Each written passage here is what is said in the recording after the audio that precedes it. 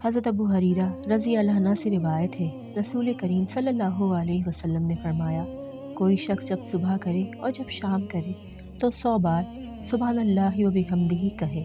تو قیامت کے روز کوئی شخص اس سے بہتر عمل لے کر نہیں آئے گا سوائے اس کے جو اتنی بار یہ کلمات کہے یا اس سے زیادہ بار کہے۔ آپ صلی اللہ علیہ وسلم نے فرمایا، کیا تم میں سے کوئی شخص اس بات سے عاجز ہے کہ ہر روز 1000 نیکیاں کمائے؟ آپ کے ساتھ بیٹھے ہوئے لوگوں میں سے ایک نے پوچھا، ہم میں سے کوئی شخص 1000 نیکیاں کس طرح کما سکتا ہے؟ آپ نے فرمایا، وہ 100 بار سبحان اللہ کہے، اس کے لیے 1000 نیکیاں لکھ دی جائیں گی اور اس کے 100 گناہ مٹا دیے جائیں گے۔